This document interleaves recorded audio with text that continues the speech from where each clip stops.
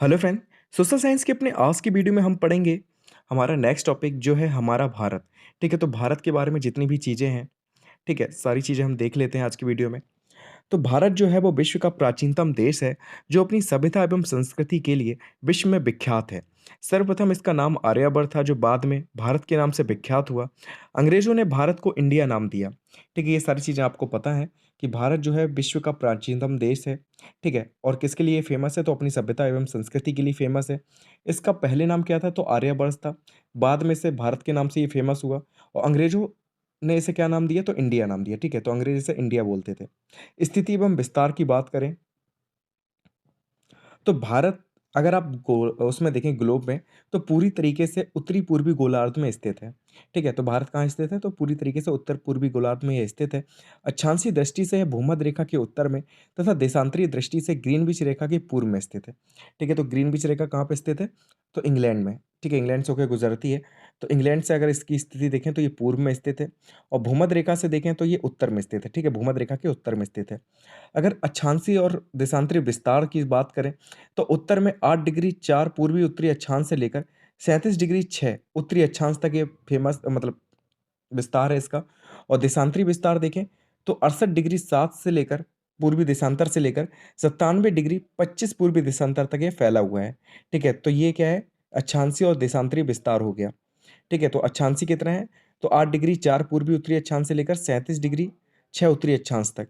और देशांतरी विस्तार की बात करें तो 68 डिग्री 7 पूर्वी देशांतर से लेकर 97 डिग्री 25 पूर्वी देशांतर तक। ठीक है, तो इतना ये फैला हुआ है। अगर दोनों के बीच में डिफरेंस देखें तो लगभग 30 डिग्री में ये सारा फैला हुआ है। कर्क रेखा इसे लगभग 2 समान भागों में बाँट देती है। तो आप सभी को पता है कि कर्क रेखा भारत के बीचों-बीच से होकर गुजरती है। ठीक है, 8 राज्यों को ये कवर करती है और इसे हम क्या कहते हैं? 23.5 डिग्री उत्तरी अक्षांश रेखा भी कहा जाता है कर्क रेखा को। ये चीज़ याद रखना कि कर्क रेखा जो है वो कितनी है? तो 23.5 डिग्री उत्तरी अक्षांश को हम कर्क रेखा कहते हैं और 23.5 डिग्री दक्षिणी अक्षांश को हम क्या कहते हैं? तो मकर रेखा कहते हैं। और ये क्या करती है? भारत को लगभग 2 बराबर भागों में बाँट देती है। ठीक है, क्योंकि बीचों-बीच से होकर गुजरती है। भारत का उत्तरी छोर जम्मू कश्मीर में इंदिरा कोल से लेकर दक्षिणतम बिंदु अंडमान निकोबार के द्वीप समूह जिसे इंदिरा पॉइंट कहते हैं। इंदिरा पॉइंट को पिग्मेलियन पॉइंट भी कहा जाता है। ठीक है, ये चीज़ याद रखना। अगर हम उत्तरी छोर की बात करें भारत की कि सबसे उत्तर में कौन सी चीज़ स्थित है, तो सबसे उत्तरी छोर को हम लोग जम्मू कश्मीर में स्थित है जिसे हम लोग इंदिरा कोल कहते हैं। और दक्षिणतम बिंदु की बात करें तो अंडमान निकोबार के द्वीप समूह में एक जगह है इंदिरा पॉइंट। ठीक है, जो सबसे लास्ट पॉइंट है उसे हम इंदिरा पॉइंट कहते हैं। ठीक है, तो उत्तरी छोर हो जाएगा आपका इंदिरा कोल और दक्षिणतम बिंदु हो जाएगा आपका इंदिरा पॉइंट। इंदिरा पॉइंट को ही हम और क्या कहा जाता है? तो पिग्मेलियन पॉइंट भी इसे कहा जाता है। भारत का पश्चिमी भाग गुजरात राज्य के भुज जिले में कच्छ का रण क्षेत्र है, जबकि सुदूर पूर्वी सिरा अरुणाचल प्रदेश के लोहित जिले का पूर्वी भाग है। ठीक है, हमने उत्तरी और दक्षिणी भाग देख लिया। अब हम पश्चिमी भाग की बात करें तो कहाँ पे स्थित है? तो जो कच्छ का रण है, जो गुजरात जिले में, ठीक है, गुजरात राज्य में जो भुज जिला है, वहाँ पर एक कच्छ का रण बहुत फेमस जगह है। ठीक है, वो सबसे पश्चिमी क्षेत्र है। और सबसे पूर्वी क्षेत्र की बात करें तो अरुणाचल प्रदेश जो है, उसका एक जिला है लोहित।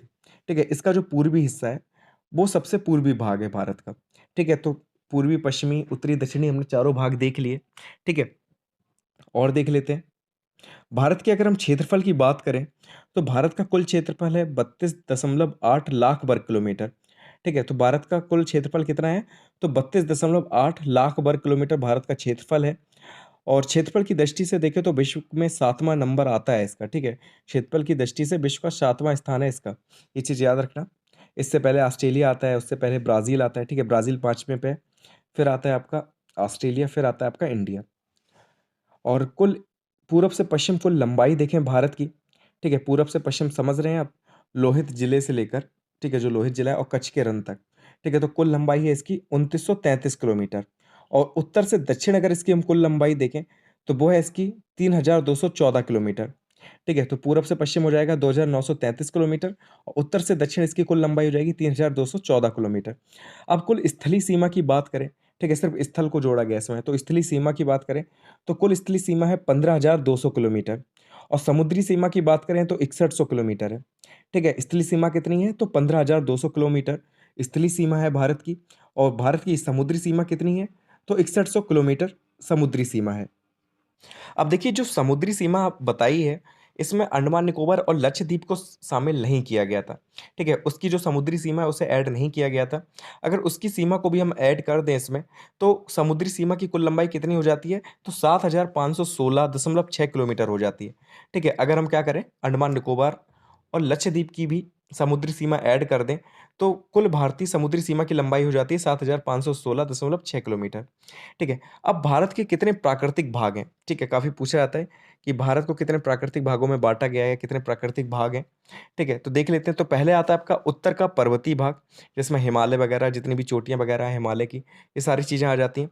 फिर है उत्तर का विशाल मैदान, ठीक है, जहाँ पे हम लोग रह रहे हैं, ये सारा विशाल मैदान है। फिर आ जाता है दक्षिण का पठार, जो महाराष्ट्र का जो क्षेत्र है, ठीक है? तो वो सारा आ जाता है दक्षिण का पठार में। फिर है तटीय मैदान व द्वीप समूह, तो द्वीप समूह आप सभी जानते हैं, लक्षद्वीप, अंडमान निकोबार ये सारे द्वीप समूह आ जाते हैं। तटीय मैदान जो आस-पास घिरा है तीनों तरफ से जलों से, ठीक है? नीचे का हिस्सा जो है। फिर है उत्तर-पूर्वी का रेगिस्तान, यानी कि मरुस्थल का जो क्षेत्र है, ठीक है? वो आ जाता है। तो ऐसे करके हमने 4 या 5 भागों में बाँटा है, भारत के जो प्राकृतिक भाग हैं। अब सबसे पहले हम पढ़ लेते हैं उत्तर का पर्वतीय भाग, ठीक है? सबसे पहले पर्वतीय भाग के बारे में पढ़ लेते हैं। तो भारत के उत्तर-पश्चिम में पामीर का पठार है। अगर भारत की हम स्थिति देखें तो इसके उत्तर-पश्चिम में क्या स्थित है? तो पामीर का पठार है, जिसे संसार की छत कहा जाता है, क्योंकि सबसे ऊँचा अगर कोई पठार माना जाता है तो उसे पामीर का पठार ही है। ठीक है? सबसे ऊँचाई पर यह स्थित है, इसलिए क्या कहा जाता है इसे? तो संसार की छत कहा जाता है। इससे अनेक पर्वत श्रेणियाँ निकलती हैं, जिनमें हिंदुकुश, कुनलुन, काराकोरम और हिमालय पर्वत श्रेणियाँ प्रमुख हैं। ठीक है? तो इसी पामीर के पठार से क्या होता है, कई सारी पर्वत श्रेणियाँ निकली हुई हैं।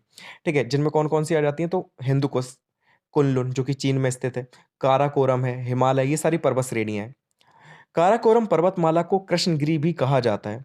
ठीक है? तो जो काराकोरम पर्वत श्रेणी है, इसे किस नाम से जाना जाता है? तो कृष्णगिरि पर्वत श्रेणी के नाम से भी इसे जाना जाता है। यह उत्तर-पश्चिम में पामीर ग्रंथि से दक्षिण-पूर्व में सिंधु नदी के गार्स तक फैली हुई है।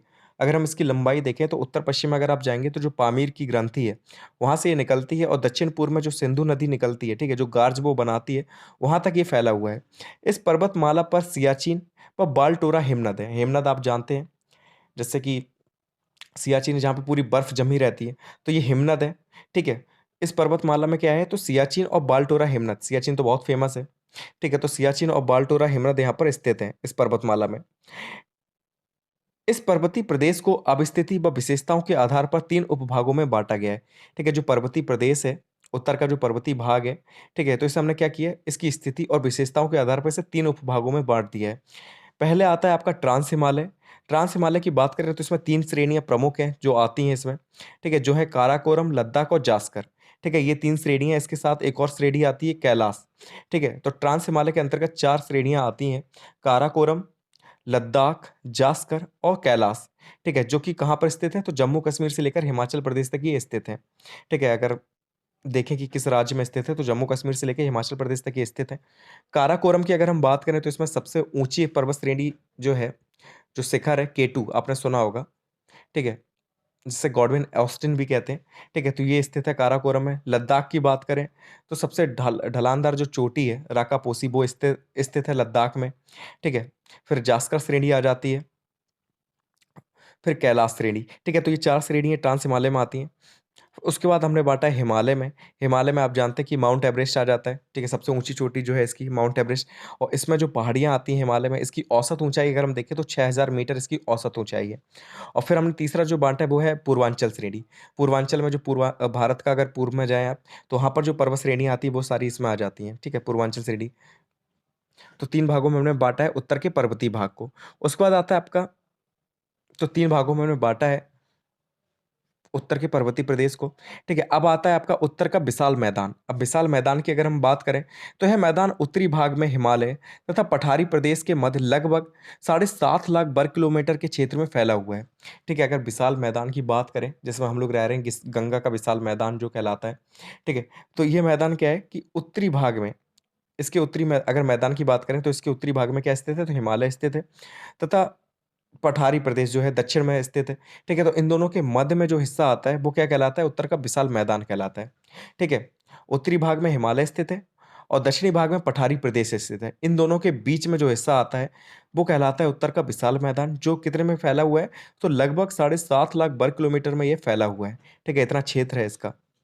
यह मैदान पश्चिम में राजस्थान से लेकर पूर्व में ब्रह्मपुत्र नदी तक फैला हुआ है। यह 2400 किलोमीटर लंबा तथा 240 से 320 किलोमीटर 20 किलोमीटर चौड़ा है। ठीक है, अगर लंबाई की बात करें तो 2400 किलोमीटर ये लंबा है, और चौड़ाई की बात करें तो 240 से लेकर 320 किलोमीटर तक यह चौड़ा है। उर्वर भूमि है, मतलब भूमि काफ़ी उपजाऊ है यहाँ पर। पानी की पर्याप्त मात्रा है यहाँ पर, अनुकूल जलवायु है यहाँ पर। ठीक है, इसके कारण ये जो मैदान है वो काफ़ी उपजाऊ हो जाता है। यह मैदान उत्तर में हिमालय तथा दक्षिण में विशाल पठार से बहाकर लाई गई मिट्टी से बना हुआ है। ठीक है, तो अगर यहाँ की मिट्टी की बात करें क्यों इतनी उपजाऊ है, तो यह जो मैदान है हिमालय की जो नदियाँ निकलती हैं हिमालय से, तो वो अपने साथ जो मिट्टियाँ बहाकर लाती हैं, या हम कहें पठारों से जो नदियाँ आती हैं, वो जो मिट्टियाँ बहाकर लाती हैं, उनसे ये बना हुआ है। ठीक है, तो काफ़ी उपजाऊ है। ठीक है, तो मैदान के बारे में आप लिख सकते हैं। अब हम पढ़ लेते हैं दक्षिण का प्रायद्वीपीय पठार। ठीक है, यह पठार लगभग 16 लाख वर्ग किलोमीटर के क्षेत्र में फैला हुआ है, काफ़ी विशाल क्षेत्र है इसका। ठीक है, मैदान से भी बड़ा है। तो यह पठार जो है लगभग 16 लाख वर्ग किलोमीटर के क्षेत्र में फैला हुआ है, जिसकी समुद्र तल से ऊंचाई 600 से 900 मीटर है। ठीक है, अगर इसकी ऊंचाई की बात करें तो समुद्र तल से 600 से लेकर 900 मीटर तक इसकी ऊंचाई है, तथा उत्तर से दक्षिण की लंबाई की बात करें तो 1600 किलोमीटर है। ठीक है, समुद्र तल से ऊंचाई कितनी है, तो ऊंचाई इसकी 600 से लेकर 900 मीटर तक है। ठीक है, अलग-अलग जगह थोड़ी डिफरेंस देखने को मिलता है। तो ऊंचाई इसकी 600 से 900 मीटर तक है, और उत्तर से दक्षिण लंबाई की बात करें तो 1600 किलोमीटर है, और पूरब से पश्चिम इसकी चौड़ाई की बात करें तो कितना है, तो 1400 किलोमीटर है। ठीक है, तो ये लंबाई चौड़ाई की बात हो गई। अगर इस पठार का सर्वोच्च शिखर की हम बात करें, इसका सर्वोच्च शिखर क्या है, तो अनाईमुड़ी। ठीक है, जिसकी ऊंचाई कितनी है, तो 2695 मीटर इसकी ऊंचाई है। ठीक है, तो इस पठार का जो सर्वोच्च शिखर है वो कौन सा है, तो अनाईमुड़ी कहता है। ठीक है, अनाईमुड़ी कहलाता है, और इसकी ऊंचाई है 2695 मीटर। ठीक है, ये चीज़ याद कर लेना क्योंकि ये चीज़ें टेट में आपको पढ़नी पड़ेंगी। अब जो फोर्थ हमने बांटा है वो है तटीय मैदान व द्वीप समूह। प्रायद्वीपीय भारत के किनारे किनारे पश्चिम में कच्छ के रन से लेकर पूर्व में सुंदरबन के डेल्टा तक सकरा तटीय मैदान है, जिसका निर्माण नदियों द्वारा लाए गए जलोढ़ अपसादों से हुआ है। ठीक है, अगर हम तटीय मैदान की बात करें तो ये कहाँ पर फैला हुआ है, तो जो प्रायद्वीपीय भारत है, अगर इसके हम किनारे की बात करें, जो पश्चिमी किनारा है, जो कि कच्छ के रन से स्टार्ट होता है, और पूर्व में जो सुंदरबन का डेल्टा है, ठीक है, जो बांग्लादेश से लगा हुआ है बंगाल। ठीक है, वहाँ पर सुंदरबन के डेल्टा तक सकरा तटीय मैदान फैला हुआ है। ठीक है, तो वहाँ पर ये फैला हुआ है पूरा, और इसका निर्माण किससे हुआ, तो नदियों द्वारा जो जलोढ़ अवसाद लाए जाते हैं, उनके द्वारा इसका मैदान का निर्माण हुआ है। ठीक है, जो तटीय मैदान है। अब द्वीप समूह की अगर हम बात करें, तो भारत के द्वीप समूह को दो भागों में बांटा गया है। पहला है अंडमान निकोबार द्वीप समूह, और दूसरा है लक्षद्वीप द्वीप समूह। ठीक है, तो अंडमान निकोबार द्वीप समूह जो बंगाल की खाड़ी में स्थित है, और लक्षद्वीप द्वीप समूह जो है वो अरब सागर में स्थित है।